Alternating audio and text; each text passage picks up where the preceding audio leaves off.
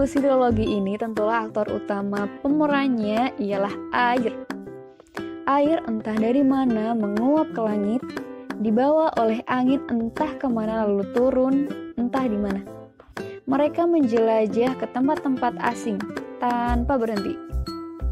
Dan, oh iya, tahukah meskipun 2/3 bumi ditutupi air, sebagian besarnya adalah lautan, namun hanya 3% saja yang air tawar. Dan dari 3% itu pun 2/3-nya membeku di kutub utara, Antartika, kemudian ada di puncak-puncak gunung yang tinggi.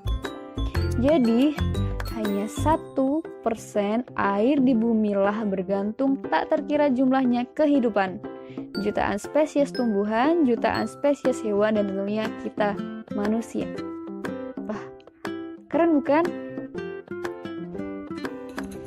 Dan pada video ini, tujuan pembelajaran dari materi siklus hidrologi ada 3.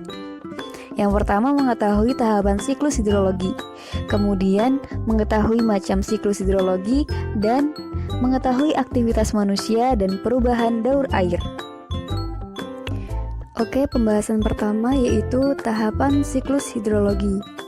Tahapan siklus hidrologi adalah serangkaian proses yang tergabung dan saling berkaitan. Tahapan ini disebut dengan istilah siklus. Siklus air dibedakan menjadi 9 tahapan. Berikut di antaranya. Yang pertama, evaporasi. Yang kedua ada transpirasi.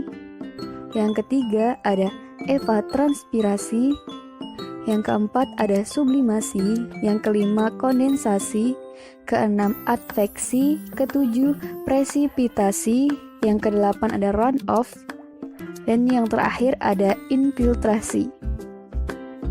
Dan apa arti dari ke-9 tahapan itu? Yuk kita ke slide selanjutnya. Dan tahapan pertama dari siklus hidrologi yaitu evaporasi. Dan kalau dari ilustrasi yang ada di slide ini, sebenarnya sudah menunjukkan sekali apa arti dari evaporasi itu sendiri. Tapi kalau secara pengertian, evaporasi ialah proses di mana air yang ada di laut, rawa, danau, samudra, dan yang lainnya menguap akibat adanya pemanasan sinar matahari. Air pada proses evaporasi ini diubah menjadi uap air atau gas sehingga bisa naik ke atas atmosfer. Semakin besar energi panas matahari yang sampai ke permukaan bumi, maka laju evaporasi juga akan semakin besar. Dan yang kedua adalah transpirasi. Transpirasi merupakan proses penguapan yang serupa dengan evaporasi. Hanya saja, proses penguapan ini terjadi pada jaringan makhluk hidup. Transpirasi juga mengubah air menjadi uap air dan dibawa ke atmosfer. Selain berasal dari sumber air langsung, penguapan dalam daur air di permukaan bumi juga dapat terjadi pada jaringan tumbuhan. Contohnya seperti gambar yang berada di tengah slide ini. Tahap ketiga adalah evapotranspirasi. Evapotranspirasi adalah gabungan dari tahapan evaporasi serta transpirasi. Proses ini seringkali dikatakan sebagai pentotalan penguapan air di permukaan bumi. Seperti gambar ini.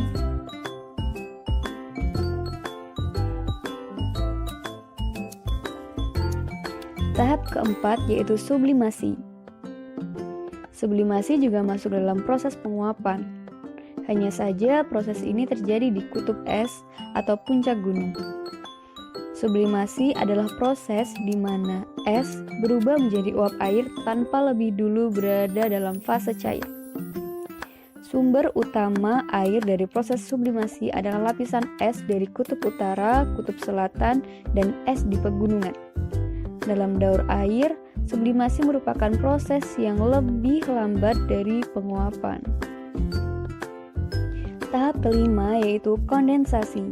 Kondensasi merupakan proses berubahnya air menjadi partikel es akibat suhu udara yang rendah hingga akhirnya membentuk awan yang tebal.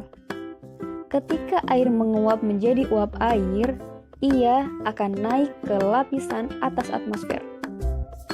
Di ketinggian tertentu, uap air berubah menjadi partikel es yang berukuran sangat kecil karena pengaruh suhu udara yang rendah. Partikel-partikel es tadi akan saling mendekati satu sama lain, bersatu kemudian membentuk awan dan kabut di langit.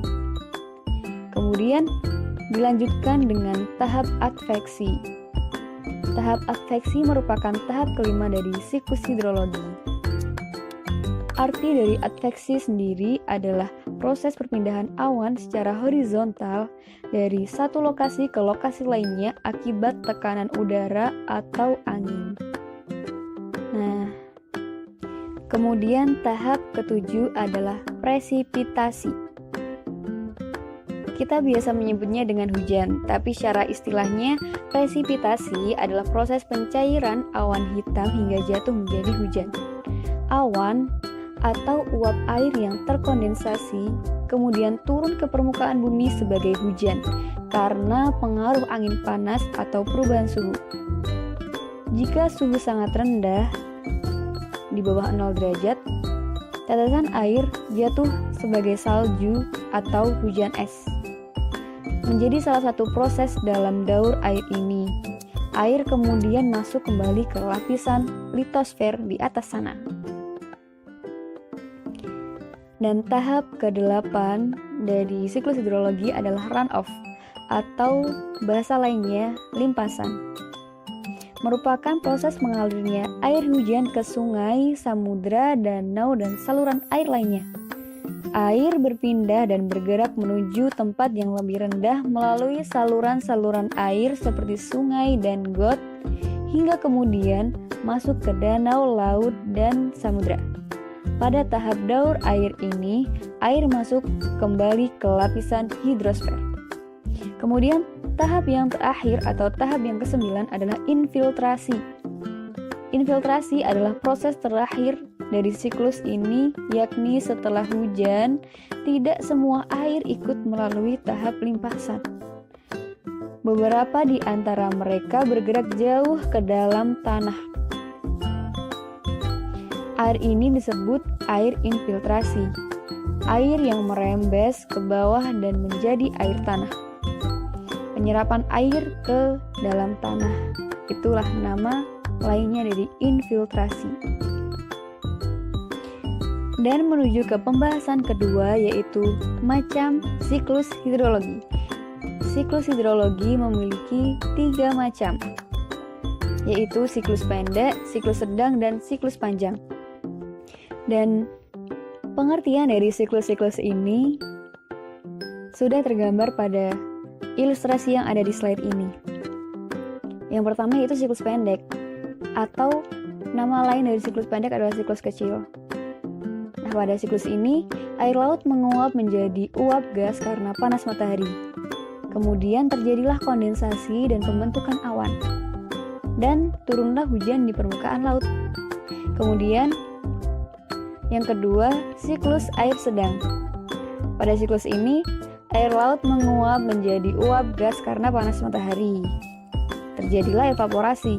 Kemudian, uap bergerak oleh tiupan angin ke darat.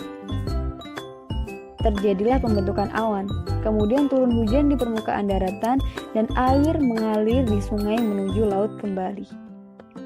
Kemudian siklus panjang atau biasa dikenal dengan siklus besar. Pada siklus ini, air laut menguap menjadi uap gas karena panas matahari. Kemudian, uap air mengalami sublimasi. Dan terjadilah pembentukan awan yang mengandung kristal es. Awan bergerak oleh tiupan angin ke darat. Kemudian terjadi pembentukan awan, turun salju, pembentukan gletser. Gletser mencari pembentuk aliran sungai dan kemudian air mengalir di sungai menuju darat dan kemudian ke laut. Dan pembahasan ketiga yaitu aktivitas manusia dan perubahan daur air.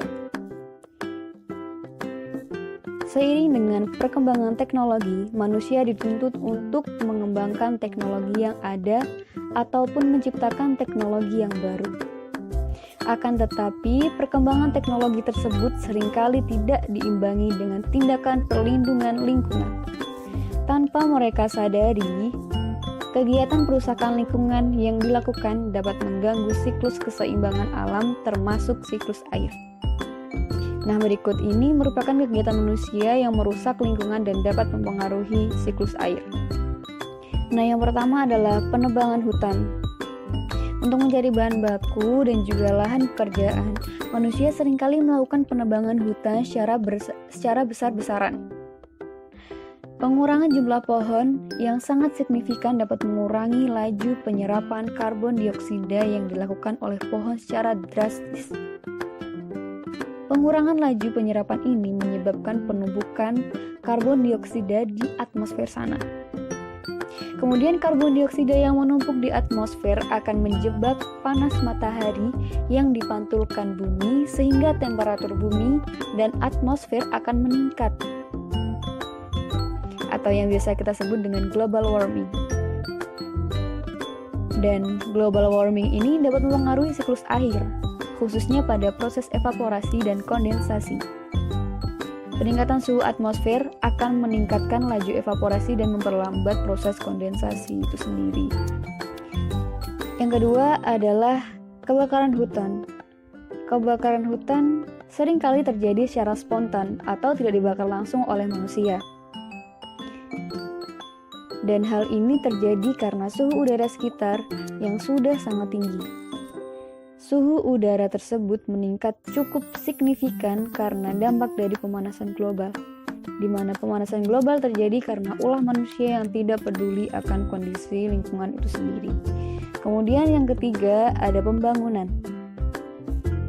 Pembangunan di darat juga dapat mempengaruhi siklus air lokal. Pembangunan yang dilakukan dengan penebangan pohon dan penutupan tanah oleh aspal dan semen tentu saja akan menghambat proses infiltrasi ketika terjadi presipitasi. Terhambatnya infiltrasi dapat menyebabkan kelangkaan air tanah. Karena terhambatnya infiltrasi, laju runoff meningkat sehingga lebih banyak air yang terbuang ke perairan. Kemudian, yang keempat adalah pembuatan saluran irigasi. Pembuatan saluran irigasi biasanya dilakukan di sekitar sungai, di mana sumber air mengalir dengan sendirinya. Saluran irigasi dibuat untuk memudahkan proses pengairan sawah atau lahan pertanian. Adanya saluran irigasi ini juga dapat mempengaruhi siklus air. Dan adanya saluran irigasi ini dapat mengurangi laju runoff dan meningkatkan laju infiltrasi air. Hal ini dikarenakan air tersebut akan dialihkan menuju kawasan pertanian yang lokasinya relatif jauh untuk diserap oleh tanaman ataupun lahan yang ada. Sekian materi siklus hidrologi.